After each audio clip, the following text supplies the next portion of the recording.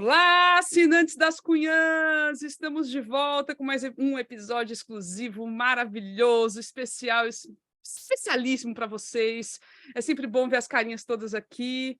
É um momento de fofoquinhas, né? É um momento de encontros, um momento de desopilar, mas também de falar coisa séria, óbvio, óbvio. E é claro que a gente está com a Inês Aparecida, sempre belíssima, né? Segurando, não tem suor, a Inês não sua, a Inês sempre está... Olha o leque para poder não suar, olha o leque. É um prazer mesmo olhar essas carinhas, né, dos nossos amigos. Beijos para todos. Com certeza. E a Ebele também. Como é que tá, Ebele? Tudo bem? Estou aqui, né? Hoje o assunto vai ser meio pesado, até tomar um banho de mar amanhã de manhã e saudar aqui os nossos curumins e cunhazetes. Um beijo para vocês. Tem cara nova, viu? Que eu estou vendo aqui pela primeira vez. Beijo, meu povo. Não, gente, vocês não sabem, é cara nova num nível assim absurdo, né? Simplesmente temos aqui dois colegas podcasters que a gente admira pra caramba, o Fred, que é do Perdidos na Paralaxe, e o Rodrigo Alves, que é do Vida de Jornalista, ou seja, a gente está quase aqui se escondendo, e fora todo mundo que sempre está aqui com a gente, né? A Rayane, a Estefânia. Gente, ó, a gente não tem palavras. O Cristiano Avante, lá com em aquela Montreal. cerveja apresentada assim, bem. Exatamente. A Evelyn, a Tatiana, o Nilber. Denise, hoje ela não está arrumando roupa, está descascando batata. Pois Muito é. bem. Muito bem. Então, hoje, a gente decidiu falar da extrema-direita, né? Nos rumos dessa extrema-direita, e por coincidência. Não foi programada essa história de ser justo no dia da chegada do Bolsonaro de volta ao Brasil, mas coincidiu. E são aquelas coisas, né? São aquelas pautas que se impõem, né? Então, acabou que aconteceu essa coincidência e outras coincidências também, né? A gente tem visto figuras da extrema-direita ganhando protagonismo, seja de uma maneira bem ridícula, inclusive, né? No Congresso Nacional, mas fazendo e acontecendo e ganhando espaço, e a gente se preocupa com isso porque isso gera consequências na vida prática, né? Então, a gente ainda tem um país muito, muito dividido, em que a tensão política está muito forte. Então, a gente vai falar um pouquinho de tudo isso hoje, tá? Vamos começar pela volta do Bolsonaro. E ele deu declarações, teve uma cobertura muito exagerada da CNN, a Globo News já pegou mais leve, colocou mais no devido lugar, me pareceu, pelo menos o que eu acompanhei hoje ao longo do dia. Ele volta com essa ideia de que ele vai ser um líder da oposição ao governo Lula, mas totalmente queimado, né? Por um lado, mas por outro lado parece que ninguém liga se ele ficou com as joias, se não ficou com joias, ficou com relógio. Gente, pelo amor de Deus, é inimputável mesmo, né? O que é isso? O que você acha, Inês? Pelo amor de Deus. Menina, eu acho o seguinte.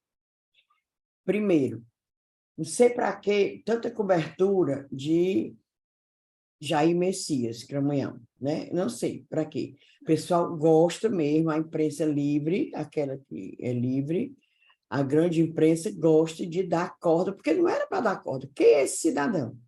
Uma pessoa derrotada, uma pessoa cheia de indícios de falcatruas, uma pessoa que deixou 700 mil mortos no país. Aí não, é incensado, aí neguinho cobre que vai chegar, neguinho avisa que vai ter carreata lá para recebê-lo, papapá. Outra coisa também, é um espaço enorme para essa Michelle Bolsonaro, sabe? Eu acho isso, eu não acho que ele vai ser... A imprensa livre é que força ele ser uma oposição, está entendendo?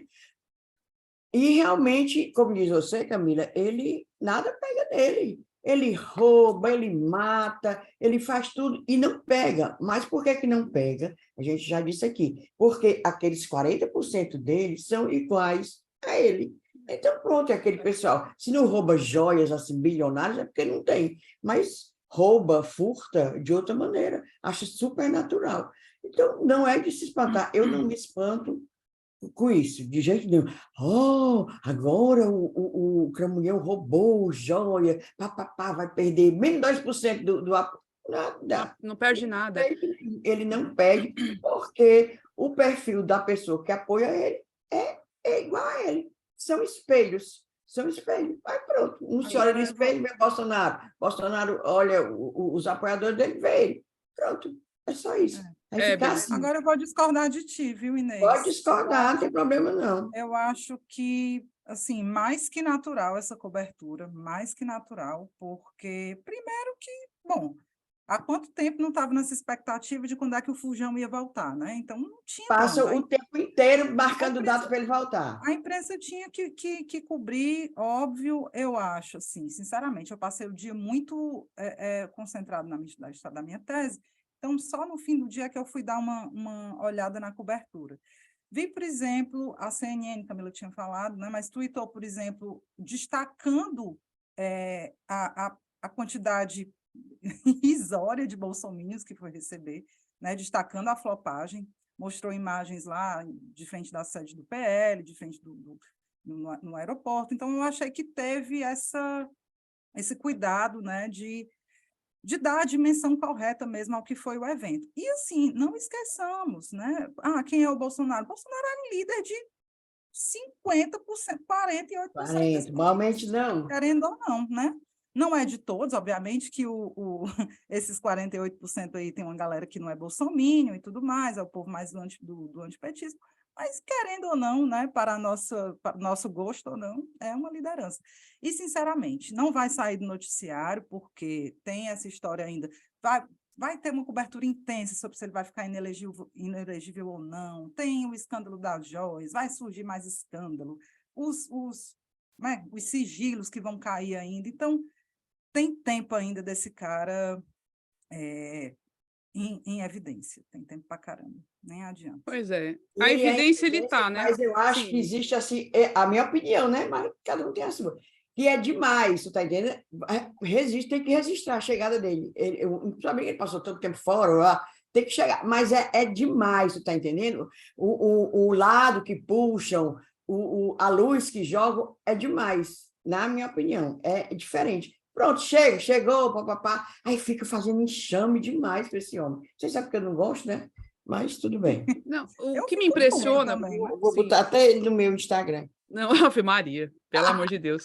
Mas Nunca da vida que ele foi, nem o vai. que me impressiona é sempre ele consegue fazer pega uma situação, por exemplo, super negativa, começa das joias, né? E por exemplo, ele começa patinando nas respostas, não sei o quê, rejeita responder e tal, depois ele já inverte o negócio de um jeito, tipo, ele tá falando agora que, eu ganhei um monte de presente, é mais um presente, eu nem sei que presente é esse. Começa a falar dessa forma, como se fosse qualquer coisa. Tô com o meu reloginho, foi ele disse, hoje tô com o meu reloginho. Eu também Exatamente. tô, lá na Riachuelo, Negócio de 110 deboche. reais. Então, e isso cola, né? Isso pega para a turma dele. Então, é um discurso que as pessoas gostam, assim, aceitam facilmente. E isso está alimentando, continua alimentando muito bem, porque assim, a gente pensando de um lado, ele falando bem de si mesmo, e lógico, falando muito mal do Lula, porque desse lado do pessoal da direita, parece que o Lula tá péssimo, não tá fazendo nada, tá tudo falido, enfim, eles continuam, inclusive, com aquela história de faz o L aí, tá vendo como tá ruim esse negócio? Faz o L, sendo que melhorou muita coisa já, várias coisas melhoraram, não tem nem o que falar, né? Mas essa parte do discurso, né, Ebre, que tu estuda e tudo, que é uma coisa muito estranha, mas é isso, é a realidade, né? Nós, né, nós de esquerda, nós imprensa, a gente tem dificuldade de lidar com esse discurso, né? Porque tem um ditado que é assim, nunca discuta com um idiota, né? Porque ele tem mais experiência do que você em ser idiota e vai ganhar o debate. Então, assim, é difícil discutir com alguém que parte para o deboche, que parte para a agressividade. É difícil lidar com isso, a gente fica desnorteado mesmo. E esse discurso do Bolsonaro, ele gera identificação mesmo, né? A gente tem um colapso aí das forças de centro em que ele emergiu. E esse colapso não acabou, por mais que o Lula tenha ganhado a eleição, esse colapso permanece, né? As pessoas estão decepcionadas com o sistema, digamos assim, as pessoas estão questionando a moderação, né? O discurso racional, a gente está num ambiente ainda caótico. Então, é por isso que, às vezes, eu até discuti com meu cônjuge esses dias, né? Sobre o Lula rivalizar ou não, continuar antagonizando ou não com o Bolsonaro, porque se, por um lado, não tem para onde correr, ele tem que rivalizar, ele tem que criticar, ele tem que falar mal do Bolsonaro. Por outro, é um discurso em que a gente está meio em desvantagem, sabe? Porque eles têm uma máquina de ódio muito maior, eles conseguem viralizar conteúdo com muito mais facilidade, o discurso deles é mais facilmente apreendido, então eu não sei se é uma boa estratégia ficar, mas eu não sei mesmo, é dúvida total, é um dilema. Se fala dele, mesmo mal, tá dando relevância, né? Isso, mas se não fala, deixa ele correr frouxo ali sozinho, sem ninguém falar mal dele. É totalmente uma faca de dois gumes, totalmente. E é isso que você falou, a rede de apoio ao Bolsonaro, ao bolsonarismo, não morreu, né? E a gente conversou com um especialista, né, um estudioso do assunto, e tu que falou, né, Ebre Bolsas, apresente o nosso entrevistado. A gente falou com o Sérgio de Souza, que é o nosso amigo, né, jornalista, e está fazendo doutorado em comunicação e estuda a direita no mundo, né? Está inclusive na Espanha agora, porque foi para um doutorado de sanduíche para pesquisar o fenômeno em outras partes do mundo, né? E a gente perguntou se, assim, você teve a vitória do Biden, né, em 2020, 2022 teve a do Lula, mas, obviamente, é um erro achar que a extrema-direita está morta, né? E eu perguntei para ele, é isso mesmo, Sérgio? Quais são os indícios que a gente tem de que essa galera continua mobilizada, né? Que a gente sabe que está. E aí ele falou, né, essa questão, por exemplo, que realmente é muito equivocado achar que as coisas arrefeceram, que não arrefeceram. A extrema-direita continua em campanha permanente, né? Ele fala essa questão mesmo, tanto o Biden quanto o Lula ganharam por percentuais muito pequenos, né? Então, eles ainda têm muita gente ativa, obviamente que não tanto quanto na eleição, na campanha, mas continua. Você teve o 8 de janeiro, que também movimentou essa história. Então, tem vários fatores que demonstram que essa galera continua mobilizada. Aí vamos colocar um outro fator que ele traz, fora esses que a gente já comentou, para enriquecer aqui Vou o debate. compartilhar aqui para você. Só que também tem um outro fator, que não está muito relacionado diretamente com as eleições passadas. É que o bolsonarismo ele se funda em ideias que estão muito claras no cotidiano das pessoas. Tem muita gente que diz que não gosta de política, só que não percebe a política sendo feita no dia a dia, né? No preço da comida, no transporte, na falta de emprego, em geral. Mas essas pessoas, elas não deixam de se envolver quando o assunto é de cunho moral e religioso. Por exemplo, falar da tal ideologia de gênero, coloco também entre aspas isso nas escolas, falar do banheiro unissex, falar do aborto, ou demonizar as religiões de matriz afro e até mesmo afirmar que a fé cristã está sendo ameaçada.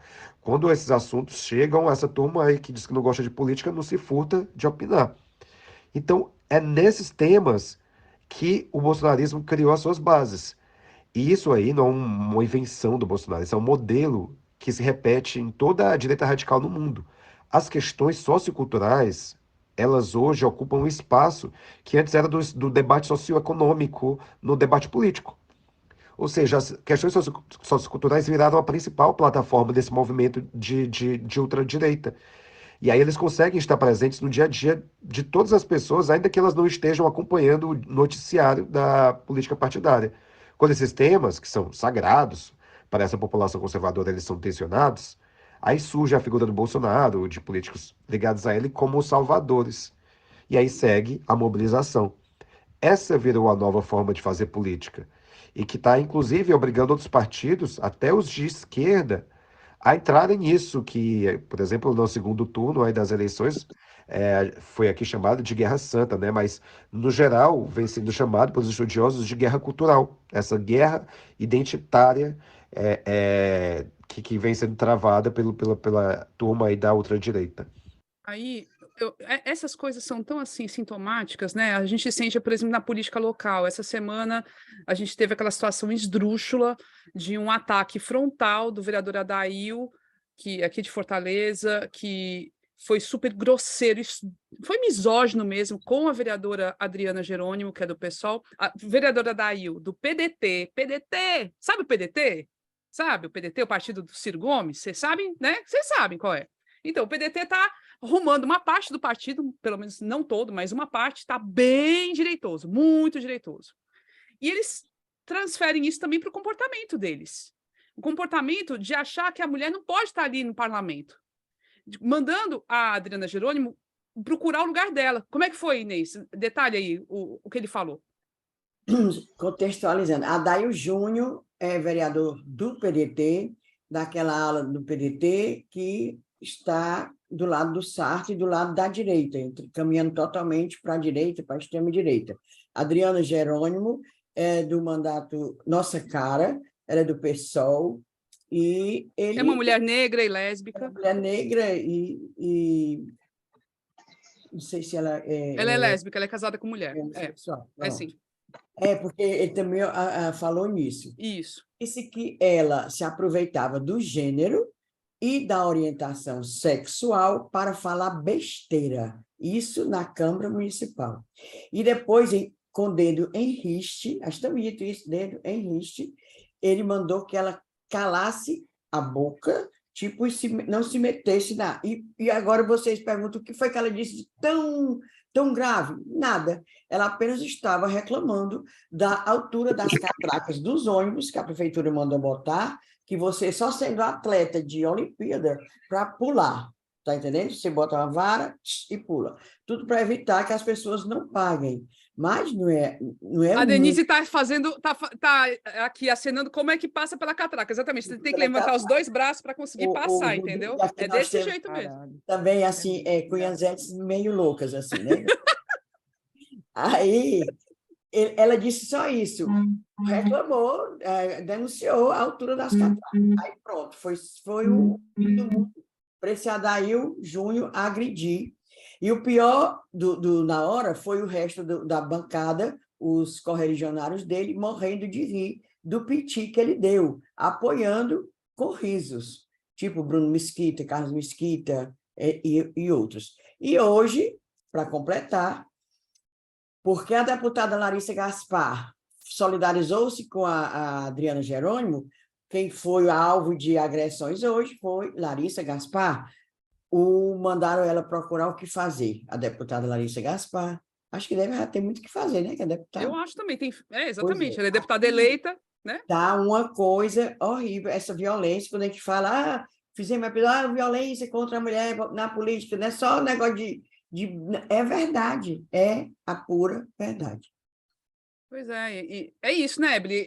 Isso, o que o Serginho falou é muito real, a gente sente, tem materialidade no cotidiano, né? Não, gente, aí tem essas violências políticas que vocês estão falando, tem quando o negócio desce mais ainda, tipo, vocês todos conhecem, né, a professora Lola Aronovitch, que é uma feminista, tem um blog feminista, e há muitos anos sofre ataque dessa galera de extrema-direita, há muitos anos. Tinha dado uma parada, quando foi há umas 3 semanas, rolou de novo, entendeu? Outro ataque, outra ameaça de morte, pesada, né? Você tem aí, teve esse caso do ataque lá na escola de São Paulo, que, assim, está se investigando, né? Então, pegaram até os computador HD do menino para saber como é que era o envolvimento dele com possíveis grupos né, de ódio e tal.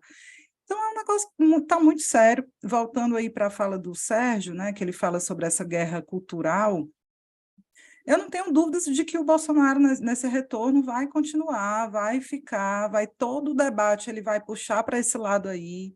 Então, é nisso, né? Com essa identificação pessoal, cultural, religiosa, sagrada, que essa galera joga.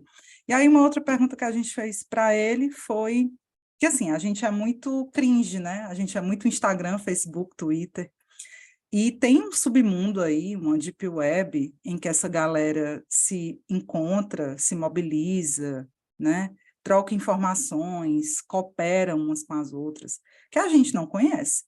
E a gente tinha muita curiosidade, né, de saber quais são essas plataformas, esses aplicativos que recebem essa galera de muito bom grado. Vamos ver aí o que aqui o Serginho falou. Olha, existe vida, viu? E muita vida para além das plataformas digitais, digamos, mainstream, que são essas maiores, como Facebook, Instagram, WhatsApp, Twitter, o TikTok mais recentemente. E a direita radical percebeu isso já faz um bom tempo. Desde pelo menos 2016, o ano de 2016, essas empresas, até por uma forte pressão da sociedade civil e de legisladores ao redor do mundo, especialmente da Europa, Elas começaram a fortalecer uma política de moderação de conteúdo para conter a onda crescente de desinformação e de discursos de ódio. Essas empresas, elas começaram a excluir posts, ou então etiquetava esse post como desinformação. O Bolsonaro teve vários posts excluídos ou então etiquetados como desinformação nessas redes, inclusive durante a pandemia. E essas empresas elas foram além, né? Começaram um processo que a gente chama de deplataformização, que na prática é botar o indivíduo para fora da plataforma, excluir o perfil. Em julho de 2020, por exemplo, o Facebook ele excluiu de uma vez só 73 perfis bolsonaristas que foram acusados de estarem propagando mensagens de ódio e realizando ataques políticos.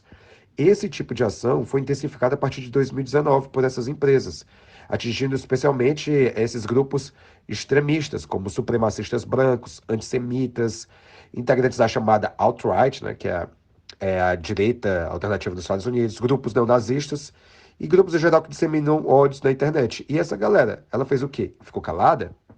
A gente sabe que não. Elas foram atrás de plataformas alternativas. O Bolsonaro e os seus aliados, falando aqui do Brasil, desde meados de 2020, pelo menos, eles já estão de olho nisso. A gente acha que não, pararam de falar tanto assim no Twitter, não, pararam de falar tanto assim no Facebook, mas... E aí ele fala mais, né, Eberly? Bora botá-lo para ouvir. Depois a gente vai trazer umas informações aqui sobre os assuntos que estão rolando em algumas dessas redes, mas bora ouvir aí o restante da conversa. Porque o Serginho justamente traz isso, plataformas novas. Em julho de 2020, o Bolsonaro e os filhos 01, 02, 03 entraram numa rede chamada Parler, que é uma espécie de cópia do Twitter, e eles ficaram chamando todo mundo das suas outras redes para irem para lá, dizendo que lá era o novo espaço da livre expressão. O Parler ele foi dominado no mundo inteiro por pessoas ultraconservadoras.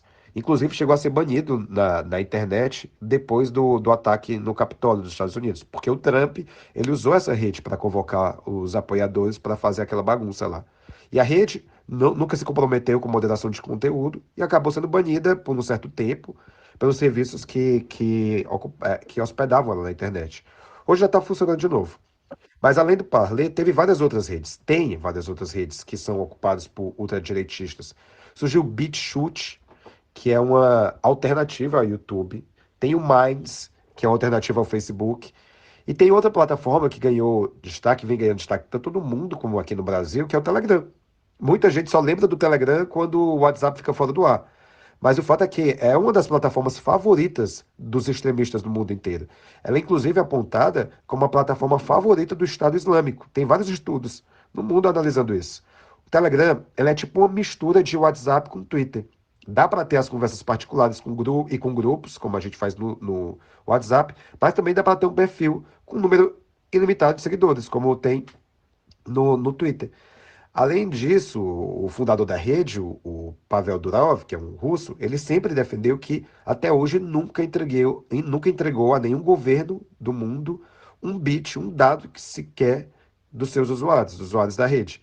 Ou seja, assim a rede se vende oferecendo essa segurança de dados, essa privacidade, e também ela permite viralizar as mensagens, porque elas podem ser enviadas a um número limitado de pessoas. Aí isso significa que as tias do Zap estão saindo do Zap para ir para o Telegram? Não, né?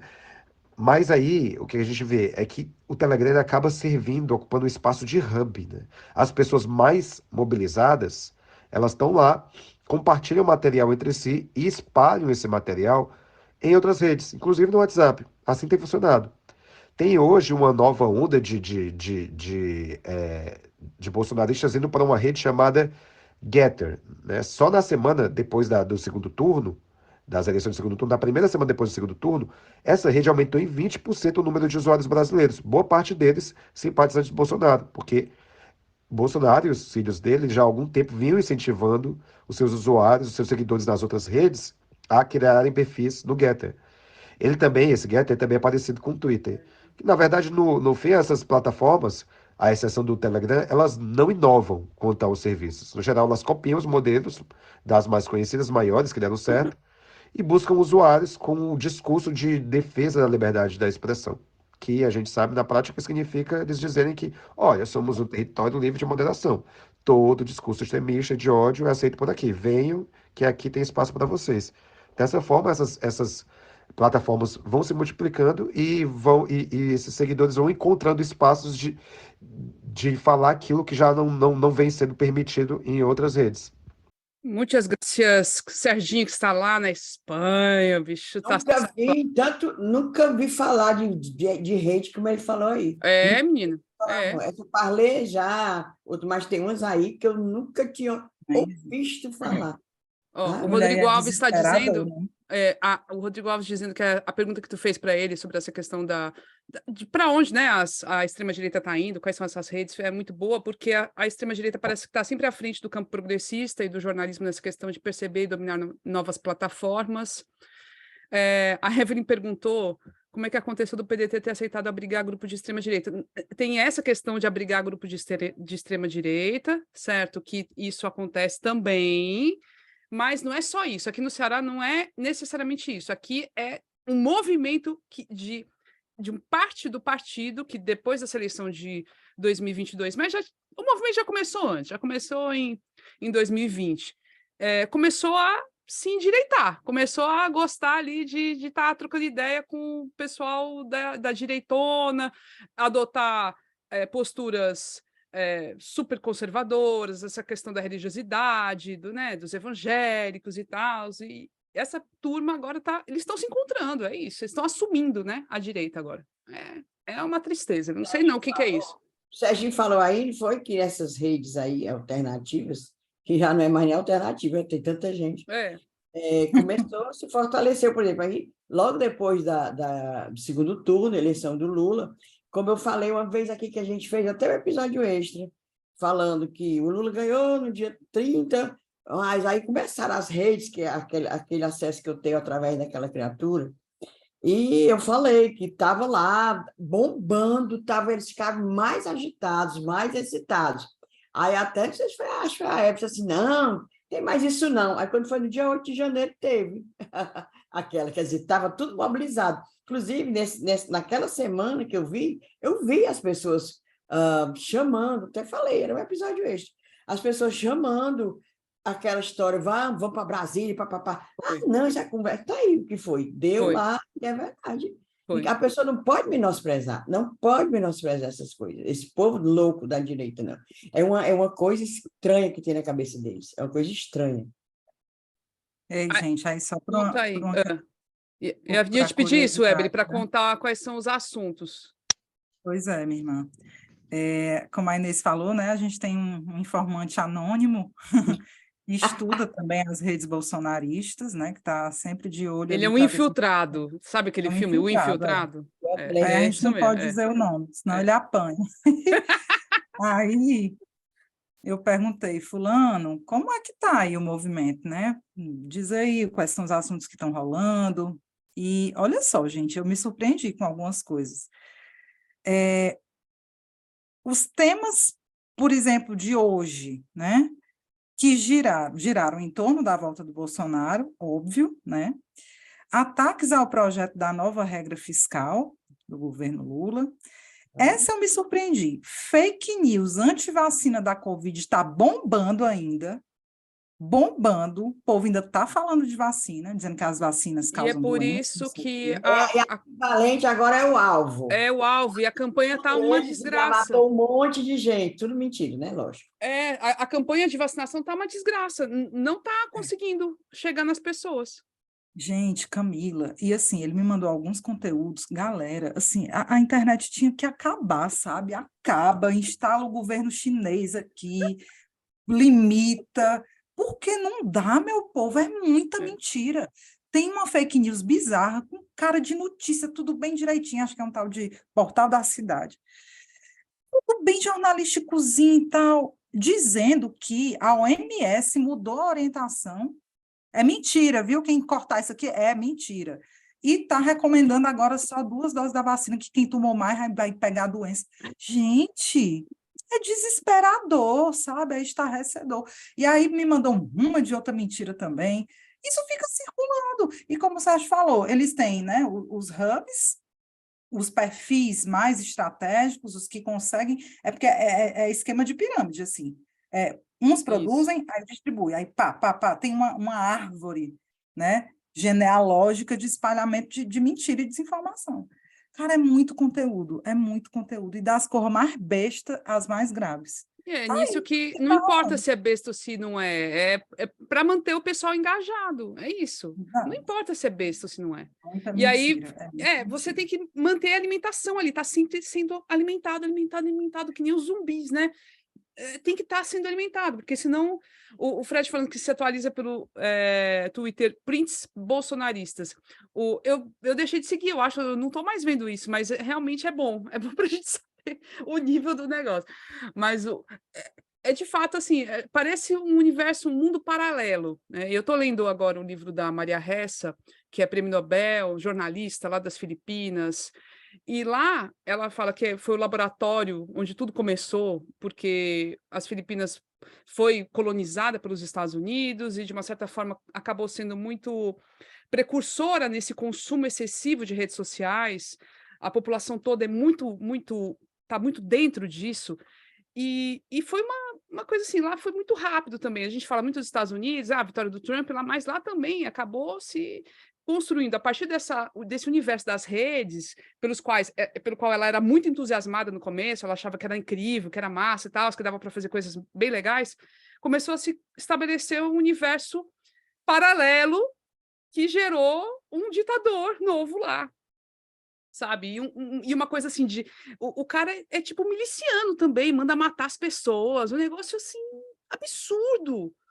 Então, ela é super ameaçada também, super perseguida. Gente, é muito sério isso. Mas é lógico, a Evelyn falando, fecha tudo, mas não vai acontecer. E nem é bom Faz também, né? Senão a gente acaba aqui também, né? Fecha as cunhas, Não, fecha eu as sei, cunhas. mas se fosse para não ter mais diabo de fake news, isso me dá um desespero tão grande, gente. É muito A desesperador. gente fazia a cunhã pelo fax. Se lembra do fax? Fazia uma newsletter, né? Para mandar por Ó, fax para todo mundo. os meus E filhos não sabem nem o que é um fax. Se eu apresentar o aparelho para eles, eles vão falar, mãe, o que é isso? Tá bem, isso. Não sabe não. fax é uma das tecnologias mais incríveis que eu acho, sabia? É, Você bota o Também papel acho. num canto, aí o papel aparece na. no outro Gente, canto, na outra, Parece é muita mágica. é. massa. Aí a gente quer aproveitar também esse momento para o alívio cômico, já que, né, merecemos. Porque a direita é isso. Assim, as figuras que entraram no Congresso Nacional nessa última eleição tem algumas que são realmente de dar vergonha, muita vergonha, e a gente tem um aqui originado do nosso Cearazinho, que é o André, que a gente só chama de Caneco. Para quem é de São Paulo, é o Rodrigo. Quer explicar, Inês, por que é Caneco? É o seguinte, assim, o André Caneco é a segunda vergonha, né? Porque nacional. E nós já temos o Eduardo Girão, que nós Isso. chamamos de Xiroquina, que já é uma grande vergonha, principalmente na época da CPI da Covid. Ele é uma vergonha de outro modelo. Aí vem a vergonha do André Caneco. André Caneco, que é André Fernandes, Não ele, é meu parente, pelo amor de Deus. para quem está de fora, que é, no caso aqui, o Rodrigo, é o Não, tem seguinte, mais gente, Caneco aqui, pronto, porque é difícil, né, dizer sem dizer palavrão. O André Fernandes, ele foi eleito a primeira vez, ele era youtuber, não sei o quê, e ele ensinou a raspar anos, né, para não dizer aquela palavra, né? Então, ele ensinou a raspar anos. A língua chega coça Anos, a falar. ANUS. Mas ele era youtuber, ele fazia YouTube isso, pronto. ensinou a raspar Fez o anos. tutorial da Ficou assim. raspagem. Aí aqui no Ceará, a gente chama muito anos de caneco. Fulano, sabe, tá entendendo? Aí o apelido dele ficou André Caneco. Deu para entender? E não fomos nós que botamos, né? Não, Diga-se não de foi a gente, passagem, a gente só não tem reproduz. apelido. A gente é legal, nós somos ladies. Foi o deputado Osmar Baquite que fez, chama ele de André Caneco, que a gente adotou, né? André Caneco. A Evelyn ficou de cara, não sabia também do significado do caneco, certo? Porque ela não sabia. Então, é importante explicar, gente. Quem não sabia? A Evelyn. É isso mesmo, gente, a gente tem que explicar. E aí o caneco... Anos, pronto, já sabe. O caneco teve um momento... teve um momento áureo, né? Foi um momento incrível na CCJ essa semana, vulgo ontem, né? Que foi a quarta-feira, quando foi convocado o ministro Flávio Dino, que é o ministro da Justiça. O André Caneco fez perguntas e fez várias, assim, era também um kit de fake news ali, né? A história do Flávio Dino ser associado ao PCC, não sei quantos mil processos que ele responde na Justiça. 277, porque ele olhou no Brasil, que não tem nada a ver. O Dino também gozou em cima. Foi. Aí vamos só trazer esse momento só para a gente fazer aquele react das cunhãs do nosso... da resposta do Dino. Não é nem a pergunta do André Caneco. O André Caneco deixa para lá, né? Não, ele deixa para lá. Para os meus alunos como anedota, como piada. O senhor acaba de entrar no meu livro de memórias. O Juiz Brasil, deputado, quando bota o nome, não aparece o nome de quem responde ao processo. Aparece o nome de quem pediu direito de resposta na justiça. Aparece o nome de quem foi requerido num pedido de resposta. Aparece o nome de quem registrou a candidatura. Aparece o nome de quem se prestou contas à Justiça Eleitoral. Aparece o nome de quem foi testemunha num processo. E, a estas alturas, deputado, dizer, com base no Juiz Brasil, que eu respondo a 277 processos, se insere mais ou menos no mesmo continente mental de quem acha que a Terra é plana. Mais ou menos. É um piadista. E claro que, olhando nos seus olhos, eu vejo que o senhor sabe que a Terra é redonda. Então, deputado, assim como o senhor sabe que a Terra é redonda, nunca mais repita essa mentira, essa fake news dos 277. Deputado, eu estou lhe tratando com respeito. Que humilhação. Por favor, me trate com respeito, tá bom? O Juiz Brasil é este registro. E por que eu peço ao senhor para nunca mais repetir isso? Porque o senhor está propagando uma mentira. E o senhor fez um juramento. E se o senhor não honra... Aqui é só um trechinho mesmo, gente. Peguei aqui um cortezinho. Dá vontade de ficar ouvindo, né? De eterno. Assim, é de matar, gente. Melhor de tudo é a cara do Capelli lá atrás, fazendo assim. Não, o Capelli. Não, É o Capelli. Todas se identificam, todas. É a melhor parte. Eu me identifico que eu sou riso frouxo, eu não ia me aguentar também, nunca na minha vida. Eu ia começar a chorar de tanto rir, assim. E ele fala naquele começo, né? Que eu vou contar como anedota. Uma piada. Explica o que é anedota para o pobre do outro. Que talvez ele não entendesse. Exatamente, não, mulher. E sabe o que é melhor? Eu amei esses cortes. Principalmente porque não aparece a cara do Caneco. Exato. Porque fica só a carinha do Flávio Dino, não aparece a imagem dele, que era tudo que ele queria, né? Ele já deve ter capitalizado essa projeção aí de algum jeito, porque eles querem aparecer, mesmo sendo um bando de infame, eles querem aparecer. Mas não ter aparecido a cara dele foi show demais. Foi viu? show.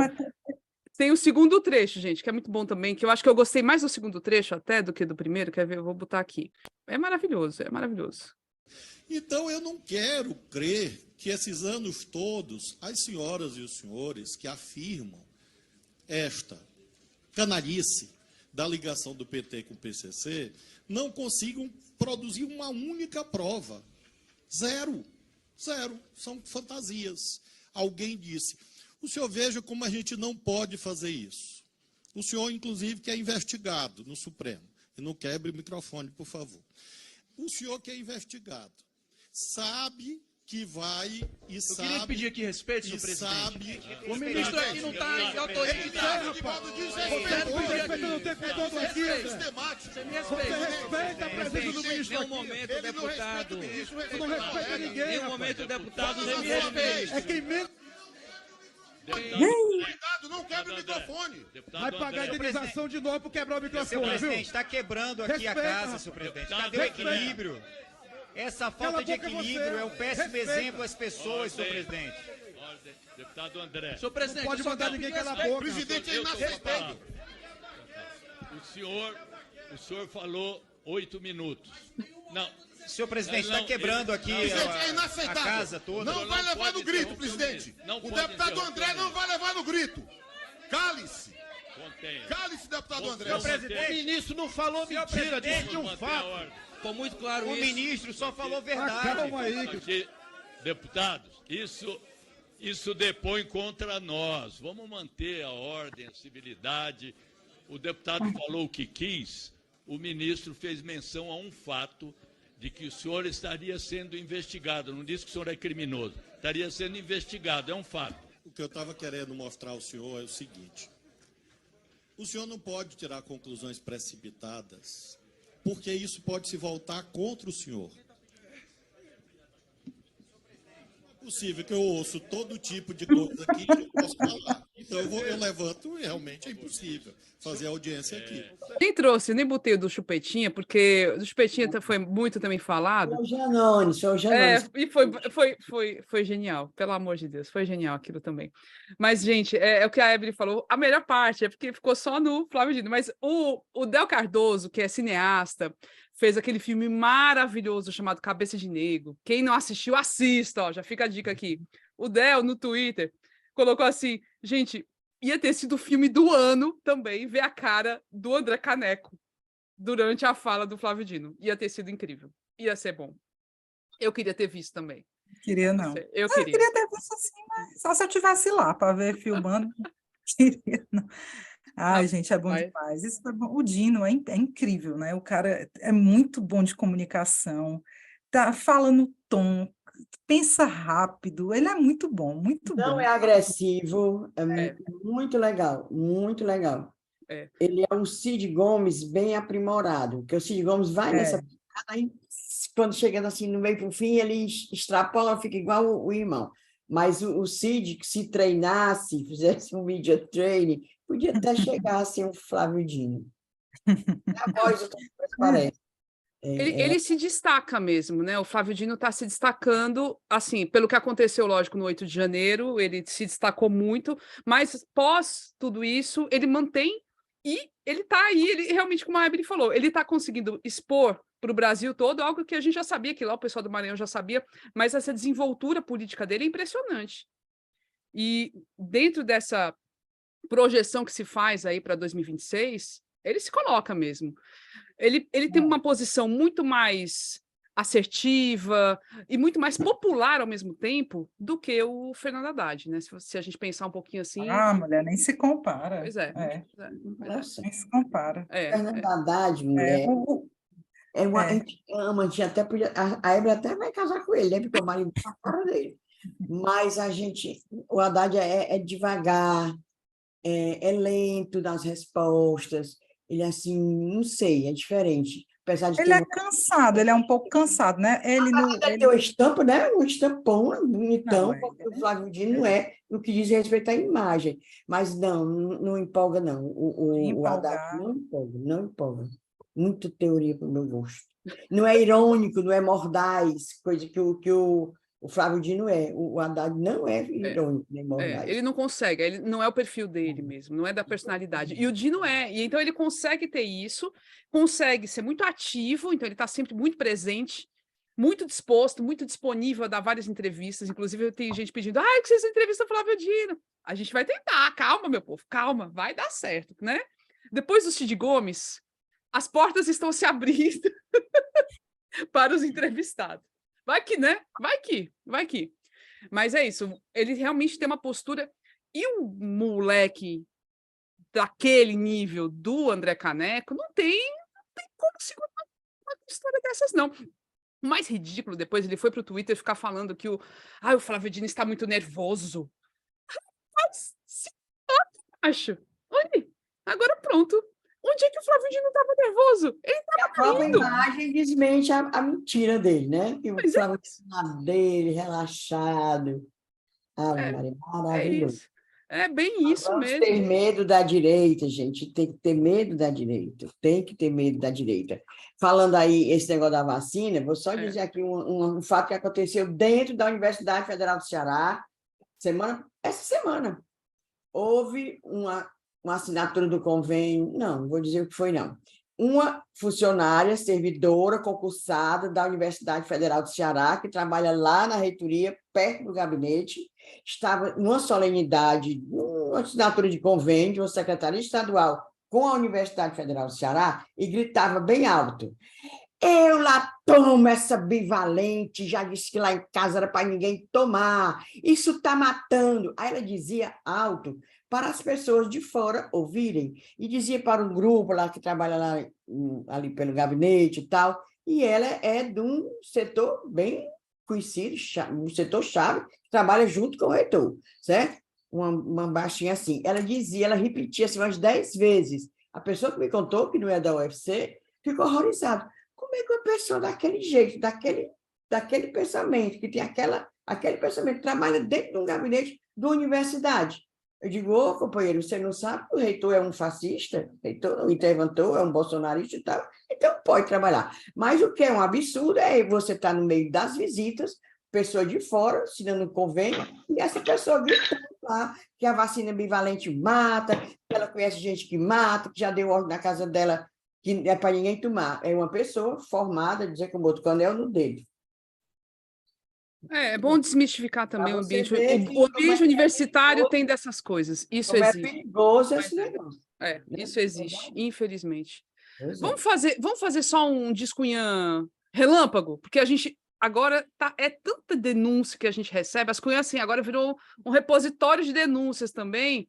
E só um Discunhã relâmpago. Eu tenho eu sei que a Inês tem também. E, Ébeli, tu tem alguma reclamação? Quer desabafar, minha filha? Vou pensar. Vamos falando aí que eu vou relâmpago, pensar. É relâmpago. Se algum ouvinte aqui quiser fazer também o Discunhã, diga, ou Discurumim, pode falar que a gente lê. O meu, eu vou começar. É só em relação aos concursos públicos para professores das estaduais, né, de universidades estaduais, a UVA, que é a Universidade Vale do Caraú, o ES, a Universidade Estadual do Ceará, e URCA, a Universidade Regional do Cariri. Teve muitos problemas no da URCA e no da UVA.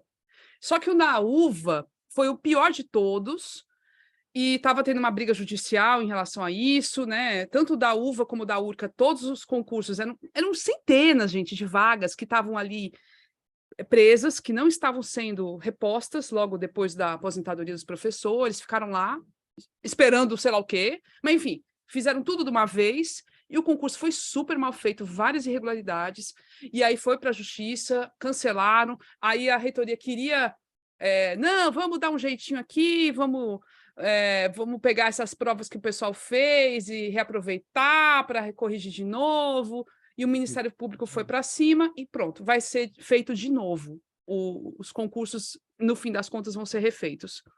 E, gente, é uma coisa, a gente nem sabe o buraco em que está, de fato, a educação, e é no colo do Camilo Santana, Nessa sexta-feira, Camilo estará no Ceará, vai no evento, vamos ver se a gente pega algumas declarações dele também sobre tudo isso. Então tem essa história do novo ensino médio, tá, esse buraco, tem essas questões relacionadas às universidades, tanto federais como estaduais, a gente sabe a situação que estão as federais também, e essa história desses concursos. Então, só para deixar todo mundo atualizado, para quem também tem interesse em relação a isso. Diz, Inês Aparecida. É sobre a FunSaúde, que também é outra coisa muito triste, é uma coisa que me deixou realmente muito angustiada. A FunSaúde, Fundação de Saúde, foi fundada em 2020 pelo então governador Camilo Santana, com seu secretário Cabeto, secretário de Saúde. A fundação foi criada para gerir os hospitais estaduais. A atribuição dela era essa, fazer a gerência, a administração dos hospitais estaduais, e abriu concurso para 6.000 vagas. Pois dessas 6.000 vagas, menos de 1.000 pessoas foram chamadas, a duras penas, inclusive entraram no Ministério Público, tiveram que recorrer ao Ministério Público para poder ser chamado, e agora o que tem a notícia é que o governador Elmano de Freitas vai extinguir a FunSaúde. Por conta de quê? Por conta do lobby das cooperativas, que é a coisa mais imoral que existe no mundo, no serviço público, esse tal de cooperativa, tanto nas prefeituras, nos governos do estado, como no governo federal. Aí a FunSaúde foi criada para tomar conta dos hospitais públicos do estado. Toma conta, sabe de qual? O único, do HGF. Todos aí ficaram tudo felizes, né, com esse concurso e tal. Quando foi em janeiro, levaram uma lista enorme de aprovados para trabalhar no HGF, Hospital Geral de Fortaleza, enorme, a gente sabe lá a dimensão daquele hospital. Lá precisa de 2.000 pessoas. 2.000 lá? Não é só médico, não, tudo, administrador, técnico administrativo e tal. Aí, o governador Elmano vetou, disse que essa despesa não era dele. Como é, governador Elmano? Quem foi que fez a FUNSaúde foi Camilo Santana, que lhe levou nas costas, levou você no tum-tum para você ser governador. Foi Camilo Santana. E ele está dizendo que não, que essa despesa não é dele. E é muito caro. Sim, é caro manter a Fundação de Saúde. E não é caro manter o pagamento das cooperativas, não? Cooperativa que contrata empregado precariamente, não tem direito a coisa nenhuma, mas recebe os tubos, que a gente sabe. Eu, pelo menos, sei. Quanto é que paga uma cooperativa dessa? Aí não tem dinheiro para pagar o servidor de uma fundação, concursado, mão de obra especializada. Menina, eu fiquei indignada com isso, eu fiquei com raiva, olha aí. Mas eu não gosto de ficar com raiva. Aí, Inês, sabe, a gente já começou a ser alvo do pessoal que é mais petista, assim, radical, digamos assim, né? A gente já começaram a querer bater na gente. Por causa dessa história das universidades estaduais, aí vai ter também... Pode esperar, viu? Vai ter haters falando dessa história da FUNSaúde aí contra a Tina. Eu fiquei horrorizada. Que tá bravo o negócio. Fiz um videozinho e amanhã vai para o nosso Instagram. Bem explicadinho. Mais explicadinho ainda. E aí, a gente tem que falar. Não é porque é governo dito progressista que não vai ser falado. Vai ter que ser falado. Olha mais. Agora pronto. Se curvando a lobby de cooperativa, era isso que a gente elegeu o tal de Elmano. Não faço L, não faço E, era assim? Fez o E. E tu, Rebouças, descobriu aí algum desabafo? Eu não me preparei, não. E eu não estou nem saindo de casa, passo o dia enfurnado olhando para esse diabo desse computador, zuretazinha, aí eu tomei sem assunto. Eu nem saí de casa, fui nem no elevador, mas o povo pega e manda para esse tal desse celular. Outro dia, Camila, eu fiz umas fotos também, foi daquele prédio na Barão de Studart, que está tomando metade de uma calçada que já era. Aquilo ali não deu em nada, né? Não Ainda deu não. em nada. O povo faz o que quer. Cidade sem prefeito é muito bom, o povo faz o que quer, é bom demais. Não, é isso. Você bota um tapume, ocupa metade da calçada que tinha e diz que é dele, acabou. E será que eu construir ali uma casa ali na beira da praia? Será que... Eu acho que pode, Inês. Pode. Mas o carrinho lá, o carrinho do cachorro-quente lá, o negócio que tinha ali do Valmar, eu conheço não podia, não. O Valmar. Ali não podia, não. Mas aí sabe o que foi que a alegou? Que ele estava com as licenças do carro estavam atrasadas. E aquele carro anda? Aquele carro não é parado com os cachorros-quentes dentro. Oxe, lá vai. Irregularidade por irregularidade tem um monte, mas os ricos podem fazer. Rico pode, gente. Rico pode. Fortaleza é uma das cidades que tem mais rico, né? Hoje o Ricardo Moura colocou isso. Os mais milionários, bilionários, sei lá o quê. É isso, a gente vê as Ferrari na rua e fica assim, opa, como é que pode, né? Mas é isso mesmo. É isso mesmo. Oi, gente. Chegamos aqui ao final de mais um episódio extra exclusivo. Pense na conversa, né? Isso mesmo.